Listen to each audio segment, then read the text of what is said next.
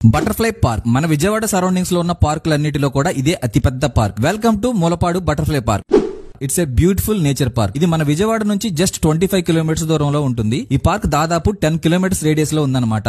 ఎక్కడా లేని విశేషాలన్నీ కూడా ఈ పార్క్ లోనే ఉన్నాయి. ఇక్కడ మంచి పీస్ఫుల్ అట్మాస్ఫియర్ అయితే ఎంజాయ్ చేయవచ్చు. ఒరిజినల్ ఫారెస్ట్ నే పార్క్ లాగా అరేంజ్ చేశారు. సో ఇదంతా కూడా చిల్డ్రన్స్ ప్లే ఏరియా. చిల్డ్రన్స్ ఆడుకోవడానికి ఆల్మోస్ట్ అన్ని ఎక్విప్మెంట్ అయితే పెట్టారు. అలాగే దీని పక్కనే ఓపెన్ జిమ్ కూడా ఉంది. రెస్ట్ తీసుకోవడానికి కాసేపు కూర్చోవడానికి ఇక్కడ వుడెన్ హౌసెస్ కూడా ఉన్నాయి. డ్రింకింగ్ వాటర్ ఫెసిలిటీ కూడా ఉంది. కానీ ఫుడ్ స్టాల్స్ ఏమీ లేవు, తినడానికి ఏమీ దొరకవు అనమాట. చుట్టూ మాత్రం చాలా దట్టమైన అడవి అయితే ఉంది. సో ఈ కొండలు ఈ లొకేషన్ చూస్తుంటే చాలా బాగుంది. ఇక్కడ చూడండి ఎన్ని రకాల బటర్ఫ్లైస్ అయితే ఉన్నాయో. దాదాపు 68 రకాల సీతాకోక చిలుకలు అయితే ఇక్కడ కనిపిస్తాయి. కొన్ని లక్షల్లో ఉంటాయి ఇవన్నీ కూడా. ఈ అడవిలో సీతాకోక చిలుకలు ఎక్కువగా ఉండటం మూలానే ఈ పార్క్ కి బటర్ఫ్లై పార్క్ అనే పేరు అయితే పెట్టారు. ఇది వచ్చేసి మూలపాడు అనే గ్రామంలో కొండపల్లి రిజర్వ్ ఫారెస్ట్ లో ఉంది. ఇంకా లోపలికి డీప్ ఫారెస్ట్ లోకి వెళ్తే చెరువులు వాటర్ ఫాల్స్ కూడా ఉంటాయి. ఇది వచ్చేసి బ్యాంబూ మేజ్ పార్క్. చూడండి ఇది చూస్తుంటేనే ఒక రకమైన ఫీలింగ్ వస్తుంది కదా. ఒక్కడే వస్తే మాత్రం ఖచ్చితంగా భయపడతాడు. అలా ఉంది ఈ ఏరియా. ఈ పార్క్ కి వింటర్ సీజన్ లో వస్తే మాత్రం ఆ మంచులో ఈ లొకేషన్స్ చాలా బాగుంటాయి. ఫొటోస్ అండ్ వీడియోస్ దిగడానికి చాలా మంచి ప్లేసెస్ అయితే ఉన్నాయి. ఖచ్చితంగా వాటర్ అయితే క్యారీ చేసుకోండి. ఎందుకంటే లోపలికి వెళ్తే మీకు ఏ విధమైన ఫెసిలిటీస్ ఉండవు. ఈ పార్క్ కి రావాలి అంటే ఖచ్చితంగా ఓన్ వెహికల్ అయితే ఉండాలి. ఈ పార్క్ ఎంట్రీ టికెట్ వచ్చేసి చిన్న పిల్లలకి అయితే 10 రూపీస్ తీసుకుంటారు, పెద్దవాళ్ళకి 30 రూపీస్ తీసుకుంటున్నారు. అలాగే ఇక్కడ మంచి ట్రెక్కింగ్ ఏరియా కూడా ఉంది. అండ్ లోపల ఆంజనేయ స్వామి టెంపుల్ కూడా ఉంది. సో ఆ టెంపుల్ కి ఎలా వెళ్ళాలి, ట్రెక్కింగ్ ఎలా ఉంటుంది అనే విషయాలు అయితే నెక్స్ట్ వీడియోలో చూపిస్తాను.